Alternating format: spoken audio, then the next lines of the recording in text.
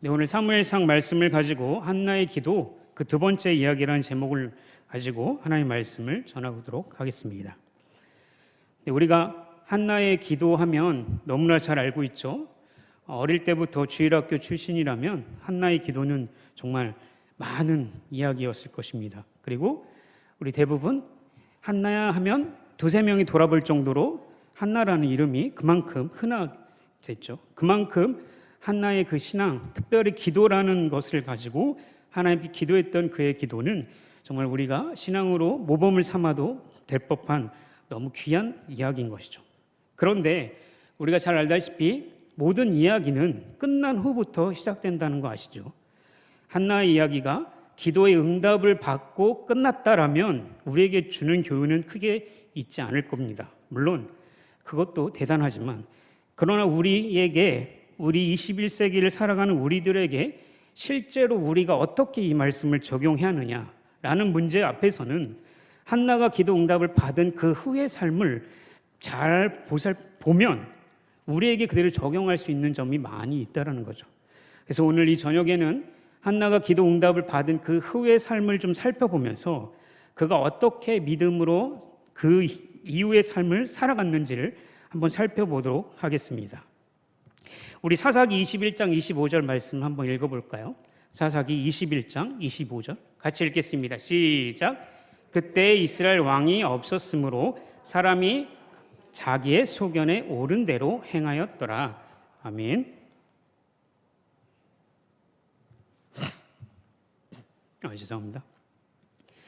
네, 사사기 21장 25절의 말씀은 지금 한나의 이야기가 어떤 시대적 배경 속에 있느냐라는 것을 잘 설명해 주는 구절이죠.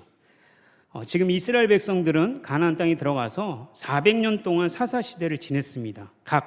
그러니까 지파별로 각각 자기 지파별로 살아가는 그 형태인 것이죠. 그런데 문제는 분명히 하나님께서 이스라엘 백성들의 왕이 되심에도 불구하고 이스라엘 백성들은 하나님의 말씀을 거역하고 자기들의 옳은 소견대로 살아갔다는 것이죠. 그게 지금 이스라엘 백성들의 지금 영적인 상태라고 말할 수 있는 겁니다. 또한 사무엘상 3장 1절 한번 읽어보겠습니다. 시작. 아이 사무엘이 엘리 앞에서 여호와를 섬길 때 여호와의 말씀이 희귀하여 이상이 흔히 보이지 않았더라. 아멘. 그러니까 그 영적인 상태가 얼마나 더 암흑이었는지를 보여주고 있죠. 아이 사무엘이 태어나서 이제 자라나기 그 시점에 하나님의 말씀이 희귀했대요. 그래서 이상이 흔히 보이지 않았다는 거죠. 그러니까 이스라엘 백성들이 지금 영적으로 얼마나 어두운 시기인지를 우리가 볼 수 있는 거죠. 그러니까 그런 상황 속에서 한 가정에 하나님께서 집중하고 있는 것입니다. 또한 정치적으로 봤을 때는 지금 각 지파별로 세력을 형성해서 살아가고 있죠.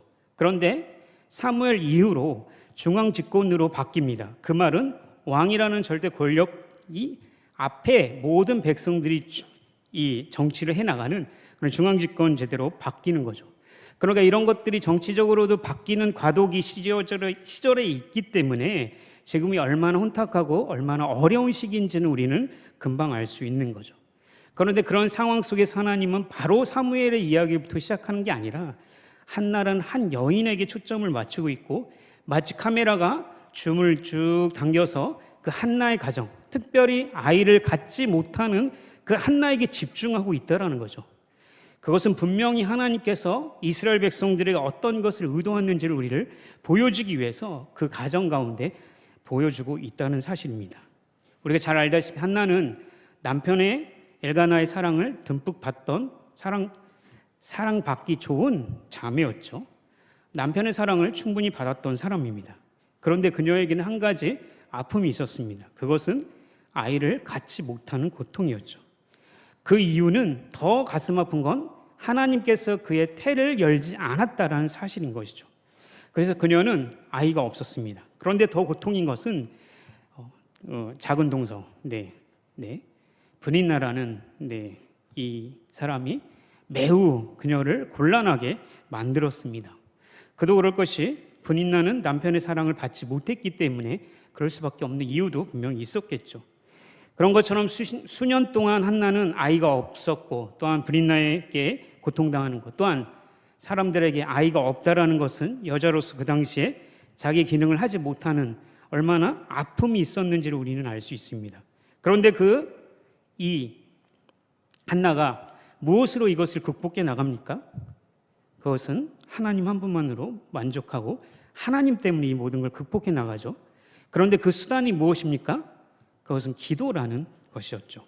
그래서 그녀는 수년 동안 하나님 앞에 울며 불며 심지어는 먹지도 않고 오히려 하나님 앞에 이렇게 부르짖는 모습들을 보여주고 있었습니다.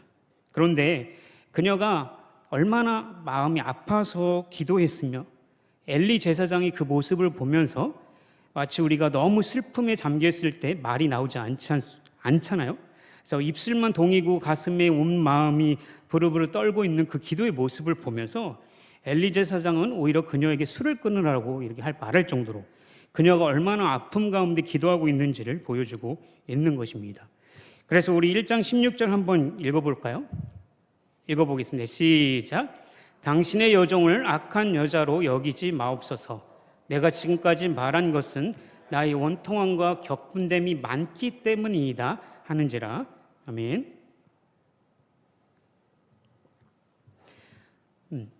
엘리 제사장이 술 좀 끊어라. 네가 기도하러 와가지고 술 마시고 있느냐 이렇게 생각했더니 그녀가 저는 술을 마신 게 아니라 내가 마음이 격분되고 고통이 많은 여자입니다라고 그렇게 고백하고 있습니다. 그랬더니 엘리 제사장이 재밌게 17절에 한번 같이 읽어볼까요? 시작. 엘리가 대답하여 이르되 평안히 가라. 이스라엘의 하나님이 내가 기도하여 구한 것을 허락하시기를 원하노라 하니. 아멘. 엘리 제사장이 그녀가 기도하는 간구의 제목을 알고 그것을 하나님께서 들으셨다라고 말씀해 주고 있죠.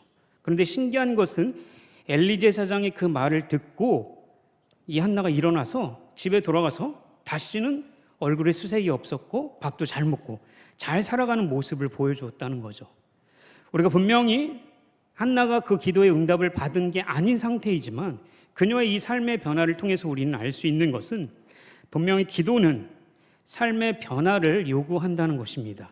그러니까 기도한다는 것은 단순히 하나님께 간구하고 뭔가 올려드리는 정도만 있는 게 아니라 그의 삶의 자체가 변화된다는 것이 기도의 능력이라는 사실이죠. 그러니까 그녀는 믿음으로 하나님께 기도하고 나서 그 기도가 응답된다라는 사실을 알고 그리고 믿음으로 그의 삶의 행동의 변화가 있었다라는 것이죠. 그래서 11절 말씀 한번 읽어볼까요?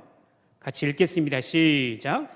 서원하여 이르되 만군의 여호와여 만일 주의 여종의 고통을 돌보시고 나를 기억하사 주의 여종을 잊지 아니하시고 주의 여종에게 아들을 주시면 내가 그의 평생의 그를 여호와께 드리고 삭도를 그의 머리에 대지 아니하겠나이다. 아멘. 하나님 앞에서 그녀가 이렇게 삶의 변화를 가져올 수 있었던 이유는 하나님 앞에 서원 기도를 했던 거죠. 그러니까 분명히 하나님께 기도하면서 하나님께서 나의 기도를 응답하신다는 것을 믿고 간구했다는 것입니다. 그래서 앞으로 하나님께서 이런 기도를 들으실 경우 이렇게 하겠습니다라고 서원 기도를 하는 것이죠. 그랬더니 엘리 제사장이 그에 맞춰서 그 말에 너의 기도가 응답되었다라는 것을 말씀을 듣고 그녀는 집에 돌아가서 먹지도 않고 울기만 했던 그 모습이 완전히 변화돼서 잘 먹고 얼굴에 수색이 없을 정도로 기쁘게 살았다라고 말씀하고 있는 것이죠. 우리가 어렸을 때 자주 들었던 예화가 하나 있습니다. 전교인이 수련회를 가려고 하는데 다음날 기상예보를 봤더니 비가 100% 온대요. 그래서 난리가 났죠. 그래서 목사님도 시작해서 저녁 집회를 열고 막 열심히 기도했습니다. 내일 주님 비를 멈추게 하고 구름을 멈추게 하고 갑자기 산으로 넘어가기 막 이렇게 기도했어요.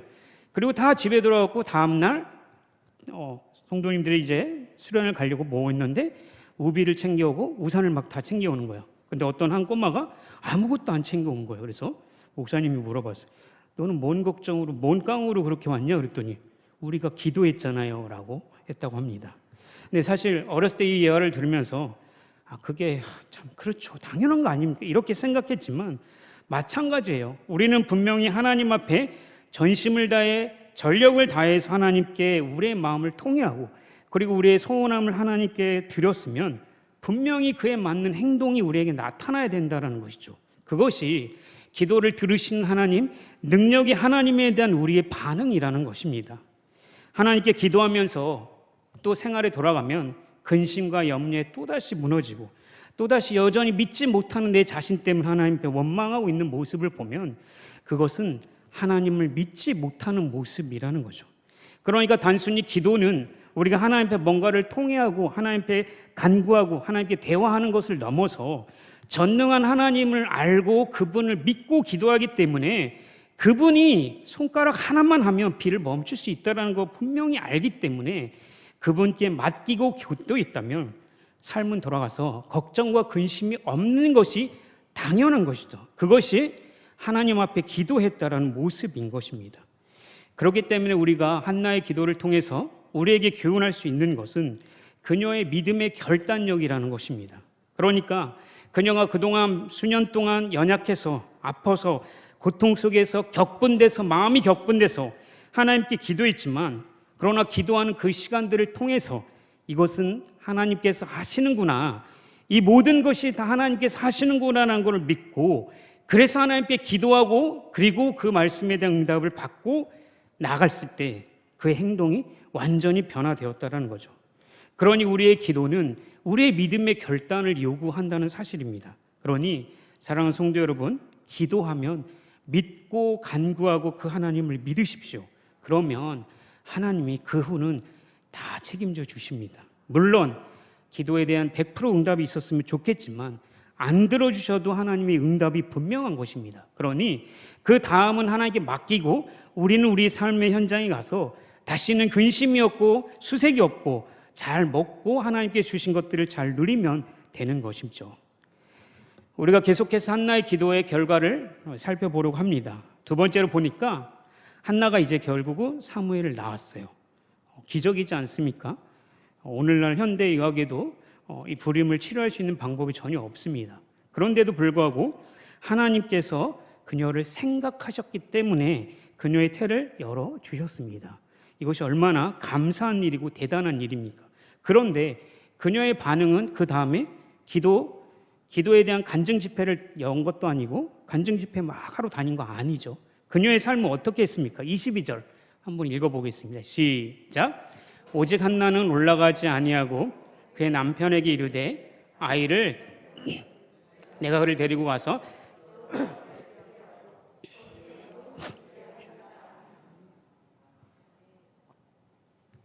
아멘.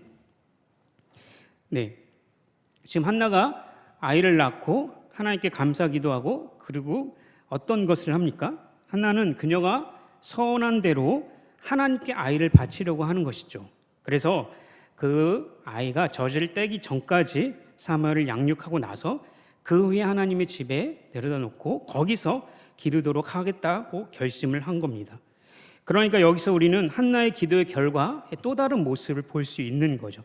그녀의 삶이 변화되었어요. 기도가 응답되기 전부터요. 그리고 나서 그녀는 결단하고 실천하고 있다는 거예요. 무엇을 실천하고 있습니까? 한나의 마음속에 하나님 앞에 서원했던 이것들을 실천하고 있다는 거죠. 그러니까 한나의 마음은 오랫동안 고통받고 오랫동안 그 마음을 하나님 앞에 쏟으면서 하나님 앞에 기도하면서 이 아이 사무엘을 하나님께 바치겠습니다, 여호와의 집에서 기르겠습니다라는 그녀의 서원의 기도를 그대로 지키고 있는 모습을 볼 수 있는 것이죠. 우리 이 모습을 보면서 그거 어렵지 않잖아요 라고 이렇게 얘기할 수 있죠. 그런데 사실 지금 이 아이가 어떤 때이라고 합니까? 젖을 이제 막 물리는 시절이라고 하죠. 그런데 대부분 아이를 길러보신 분이라면 다 아실 것입니다. 이 아이에 대한 모성애가 이때 가장 강하죠. 악한 여자라 할지라도 그 아이를 품에 안고 젖을 먹일 때 누군가가 그것을 빼앗아 가려고 하면은 사자처럼 싸웁니다. 그게 모성애가 강한, 하나님께서 창조하신 그 모성애 강한 여자의 모습인 거죠. 그런데 그녀가 지금 그것을 떼고 이 사랑스러운 아이, 눈에 넣어도 안 아플 이 아이, 너무 오랫동안 기도했던 하나님께서 주신 이 축복을 여호와의 집에 그대로 두겠다고 한 그녀의 그 결심이 작은 것이 절대 아니라는 거죠. 그런데 그렇기 때문에 그녀의 삶이 기도를 통해서 삶이 변화되고 그 삶 속에서 그녀가 완전히 결단하여 변화될 수 있었던 것, 실천할 수 있었던 것은 결코 작은 문제가 아니었다는 것입니다. 우리 출애굽기 말씀을 보면 모세가 태어나죠. 그 이야기를 우리 이전에 잘 살펴보았습니다. 그런데 그 출애굽기 시대 당시는 애굽에 종살이 하던 시절이었어요. 그래서 그때 악법이 하나 생겼죠. 이스라엘 백성들의 남자가 태어나면 다 죽이라는 명령이었어요. 근데 이 모세의 어머니 요게벳이라고 하죠. 요게벳이 어떻게 했습니까? 그 아이를 숨겨서 기릅니다. 근데 더 이상 기를 수가 없어요. 그래서 그녀가 어떤 결단을 합니까? 우리 출애굽기 말씀을 좀 살펴볼까요? 출애굽기 2장 2절에 3절 읽겠습니다. 시작. 그 여자가 임신하여 아들을 낳으니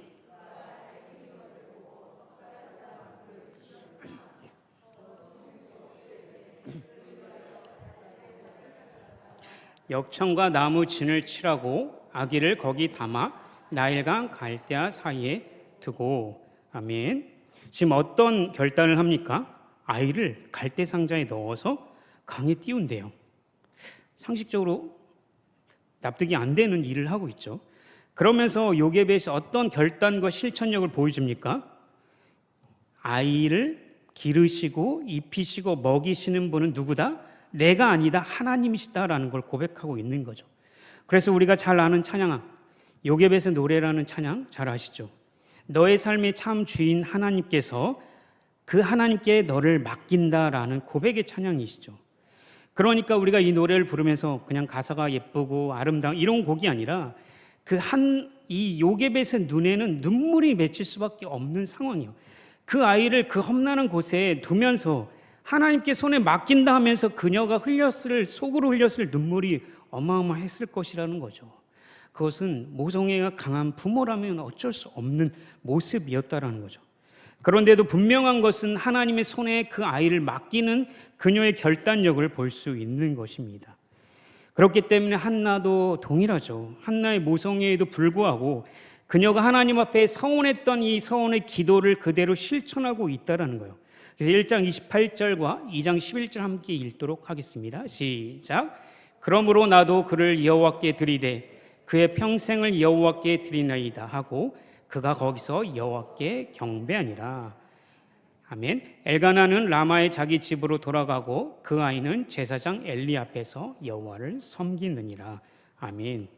분명한 것은 기도는 기도한 후에 자신의 삶이 변화되는 것뿐만 아니라 그녀의 삶을 지속적으로 실천할 수 있는 능력을 주는 게 기도의 힘이라는 거죠. 그렇기 때문에 우리가 계속적으로 기도해야 하는 단순한 이유는 기도의 응답이 이루어지고 안 이루어진 건 두 번째 문제예요. 그것이 이루어지면 끝이 아니라 그 기도를 지속적으로 해 나갈 때 우리에게 우리의 삶에 힘과 능력을 주시고 그리고 그리스도 예수 안에 믿음 안에서 더욱더 굳건하게 살아갈 수 있는 힘과 능력을 준다는 사실입니다.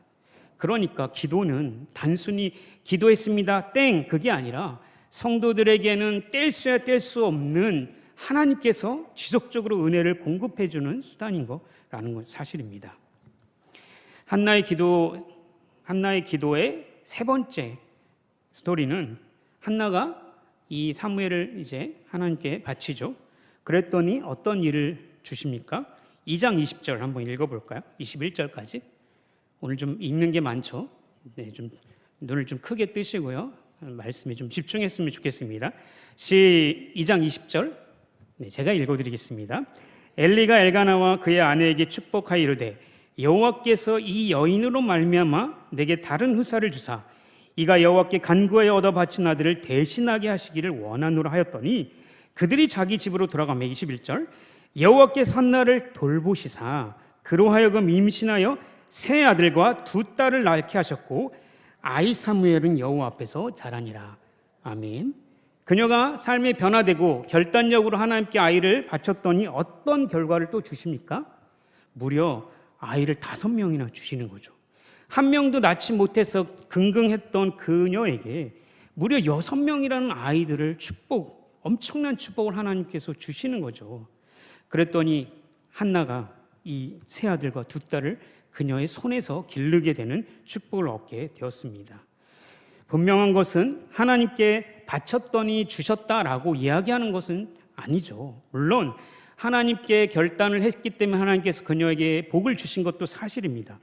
그런데 사람들은 이것을 가지고 그거 기복신앙이잖아, 하나님께 했더니 뭐 주더라, 그게 우리랑 뭔 상관이지? 이렇게 얘기할 수도 있죠. 그러나 분명한 것은 뭐 그들은 그렇게 얘기해요. 하나님은 뭐 응답하는 기계냐라고 얘기할 수도 있어요. 그런데 분명한 것은 한나의 스토리를 구구절절 읽어본 사람이라면 절대로 그 말을 할 수가 없어요.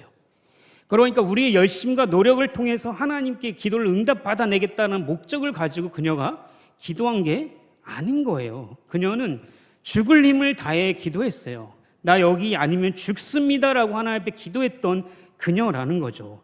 그러니까 그녀에게 삶의 변화가 일어났고 결단을 하고 이 아이를 하나님께 드릴 수 있었고, 그렇기 때문에 하나님께서 그녀에 대해서 기도의 응답을 주셨다라는 거예요.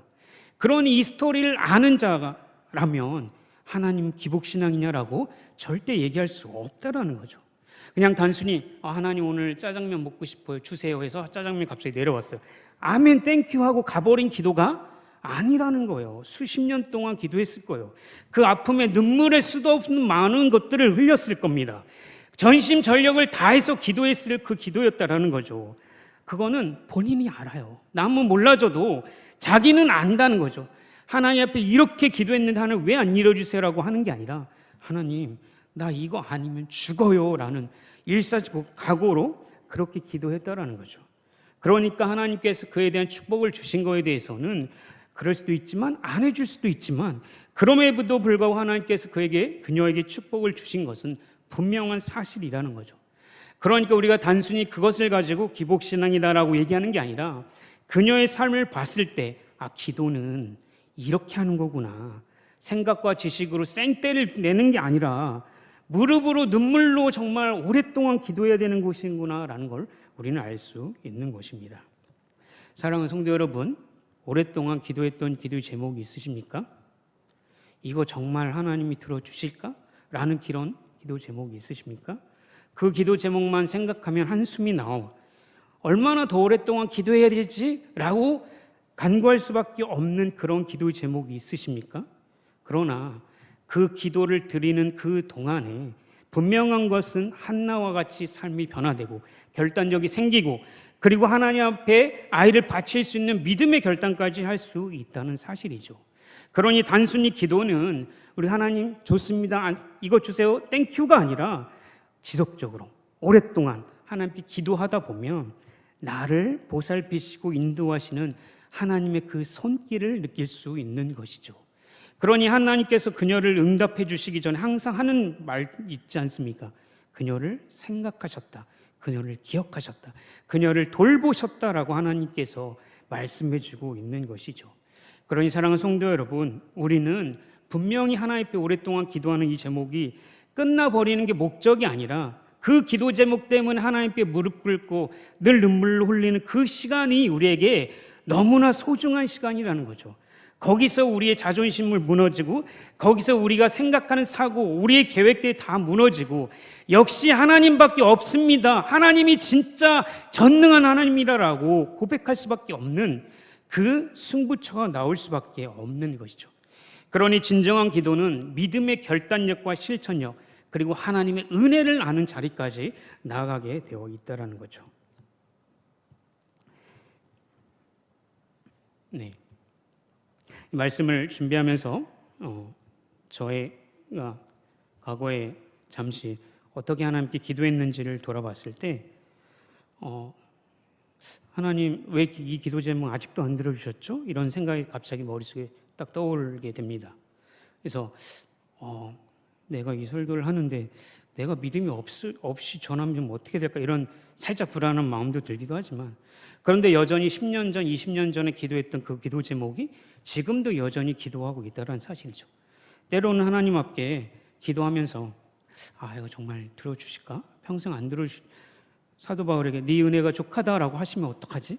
이런 불안한 마음이 들기도 하는데, 그래서 새벽마다 나와서 하나님께, 물론 직업이 그것 때문에 새벽을 기도하는 건 아니지만 그 새벽에 나와서 기도할 때 하나님께 그냥 아버지 하나님 한마디 하면 이 모든 염려와 근심이 싹 사라지게 하시죠.